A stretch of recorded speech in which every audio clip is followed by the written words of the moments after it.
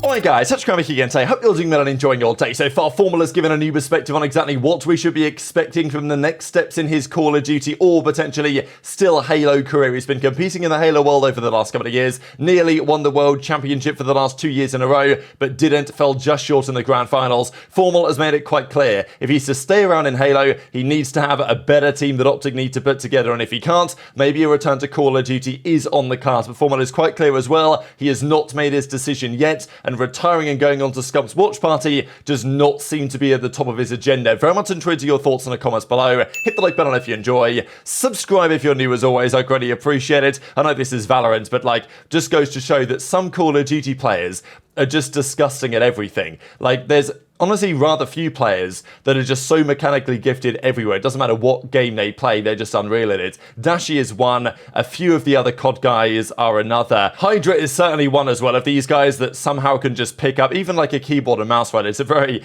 different input device to a controller, but I don't know, some people are just born to play video games, I guess. Dashy is one of them. I mean, this is his gameplay from last night as well. Just a clean little ace here with the Vandal. And I know there's still been a bit of talk about this, right? About whether, Dashy, if he did retire from CoD, could he go and play something else? We're going to talk about FormaL in a second. There has been one player in Whalers who actually made this work. If you guys remember Whalers, French player, was notable in kind of, well, I want to say Black Ops 3 again, you know what I mean? But, World War II, years like that when he was actually in the Pro League. They had a couple of French teams in the league and stuff, and Whalers was a pretty notable player about the league. Then after his CoD career ended, he actually moved to Valorant and was a Valorant pro and still is for the Gentle Mates roster over there in Europe. They qualified through Ascensions Tier 2 to get through to Tier 1, and Whalers is still on that team as it stands. So it is possible, theoretically, to be pro in one esport, even on a controller, very different input device, and then also be pro in a different esport on a very different input device. It's possible, it's just there are very few players even capable of being able to pull something like this off. Dashy is potentially one of them, and also with Dashy, he does have the connections in the Valorant scene to maybe get an opportunity.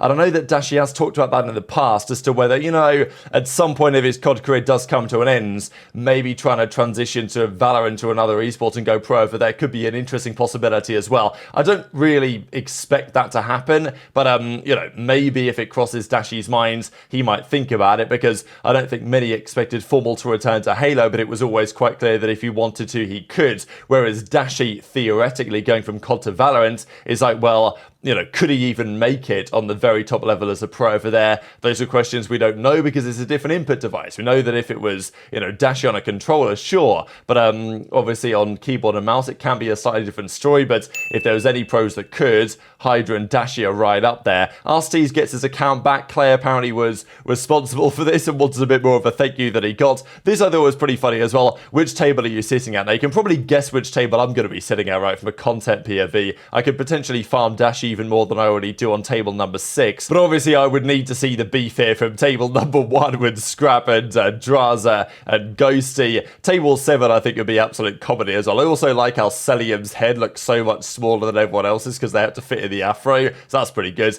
Couple of Easter eggs in here as well. Of course the Ben J and the seam route on the top left hand side. Couple of nice Easter eggs in here as well. Of course we've got the Ben J route on the left hand side, and this is, well, the date is the 23rd of April here, which of course is 4/23, so 4/23, that's the other little Easter egg that, may be worth spotting. So, yeah, table 2, as Method says, cuts class early to be first in line for lunch, and then, of course, is Beans, Insight, and TJ. So, yeah, thought that was pretty good as well. I did see a little update as well here from Dashy. We know that Sage the other day, Sage, as he's also known, does, well, get into a bit of drama, shall we say, with some of these Black Ops 3 Money 8s, does a rather good job of it. Drazah's still playing them, though, but as Sage says, he killed it and making these FaZe members quit. So we see Drazah even has mentioned this before as well, that because let's say you play Money 8 on a new game, Drazah is such an 8 demon that he usually wins all the chals and people just quit and don't play anymore. So Drazah as often says I killed the game because I just played so much and won everything that everyone quit, which is kind of commendable. Sage reckons he did the same thing for Black Ops 3, but I know that some people are still playing it, and to be fair, Dashy was in the replies.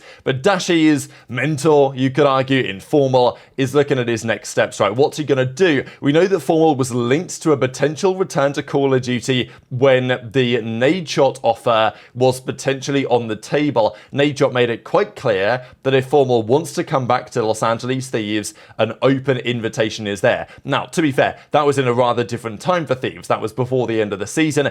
That was when Thieves were looking good, but not that good, and it would have made sense potentially for a guy like FormaL to come in. The way the season ended, and the fact that all of a sudden Scrappy was available, HyDra was potentially gettable, like there were options that Thieves obviously couldn't refuse. So that Los Angeles Thieves offer, maybe it was there. I mean, Nadeshot was like, I'm not joking, Matt. Like, if you want to come to our team, we would welcome you. And then, of course, the OpTic guys then responded and said, hey, do we really want FormaL leaving OpTic or loaning out of OpTic to go to Nadeshot's org? So, of course, Nadeshot, good friend of OpTic, it's still a different organization at the end of the day. Does that make the most sense? Maybe if it did for FormaL, fair enough. But, of course, even if that offer was there, which we think it possibly was, FormaL would have had to make the decision long ago and long before his own Halo World Championship, right? And I feel like FormaL, had he won the Halo World Championship, he may just have retired then and there, right? I mean, that would have been an incredible way to cap off a career, but of course it's always difficult, because let's say FormaL had won the Halo World Championship this year, they got very close to doing so, second place again, then obviously incredible way to cap off the career, but also you're still playing at a very high level. It's difficult to quit when you're at the top, especially when you're not really sure what you want to do next. For Scump, it was always obvious. He always loved streaming, making content, so whenever Scump wanted to retire, he could just do that. And FormaL, you know, he turns the stream on, he's entertaining for sure, but FormaL is like an absolute competitive demon, I think, at heart. And it's always going to be difficult to take him away from that, even if he had won the World Championship this year. You know, would he have retired? I'd say probably, but the fact that he lost makes it very clear that he can't keep, you know, he can't stay away. I mean, he made that clear, that was like, look, I can't deal with another year of second places, but equally, I don't really want to go out like that. So that's the debate. Stay in Halo, come back to CoD. Halo has a couple of advantages. It is, well, as FormaL even describes himself, slightly less taxing to grind, because the teams tend to play one set of scrims every day, and it's not like they're, you know, in Call of Duty, it is more serious in many respects, right? Like, the players are at the facilities early. They're doing VOD review in the morning. They're doing one set of scrims at like 1 p.m. They're having a bit of a break and doing another set of scrims later in the day. They're doing that 6 days a week. Gym sessions with the teams, if your teams are taking it hella serious. So for FormaL, if he was to come back and try and compete in CoD at the highest level, that is a serious commitment. And I think it is a crucial reason why he is thinking of staying in Halo, is because he knows that, you know, there are advantages to doing that and disadvantages to coming back to CoD.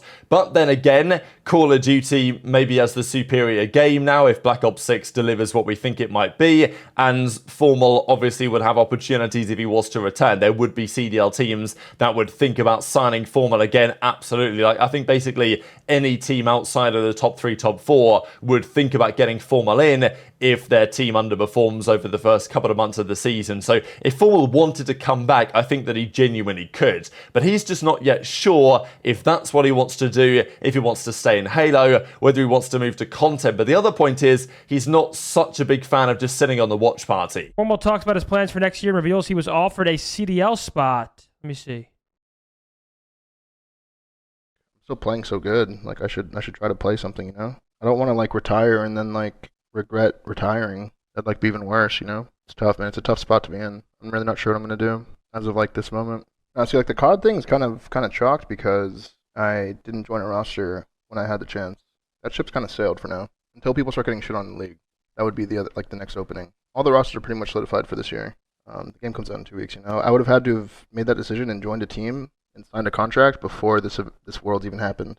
Do I think I really could have? I mean, do I think I would have or could have played a COD spot? Probably, but did I want to? Probably not. Pretty, like, taxing experience as opposed to Halo, what I've been used to the past 3 years. Like, in Halo, you scrim like once a day, 5 p.m., it's kind of chill. Halo was a lot more chill than COD.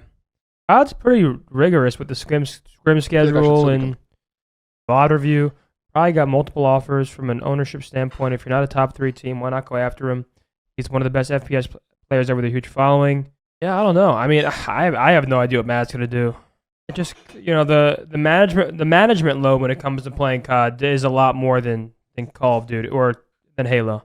Like you said, Halo scrimming like once a day.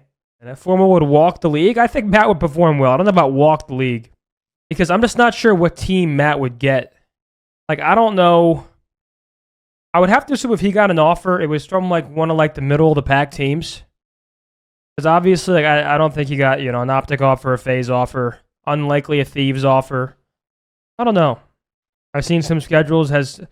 I'm not sure which teams are doing 2 to 3 hours of VOD. That's pretty extensive. Usually it's like an hour of VOD, and you practice for like, I don't know, 5 to 6 hours, somewhere around there. I don't know. And if I don't play Halo, then there's other options, you know? Like, I'm not going to say CoD is like the other option where I'm going and competing in CoD and hoping someone fucking gets shit on in the CDO and has a spot open for me and I start working my way up. Like, that's not true. That would be, you know, I'm not going to say like ideal, but if I were to switch to CoD, would I want to compete? I don't know. I don't know if that's exactly what I want to do. I don't know if I want to be incest watch party every day. I don't know if I'm supposed to just be a content creator and like, you know, stream every day. I don't know. Like I said, there's a lot of time between, not that much time, but there's a decent amount of time for me to actually decide and pick something. And whether it's the best option, I don't know. But yeah, there's a lot of up in the air questions. So I think FormaL's take on the watch party makes a bit of sense, right? To me, he doesn't seem like the kind of character that can just sit there and watch Call of Duty all the time. And look, maybe he could come on, as he has done before, as a bit of a special guest for brief appearances.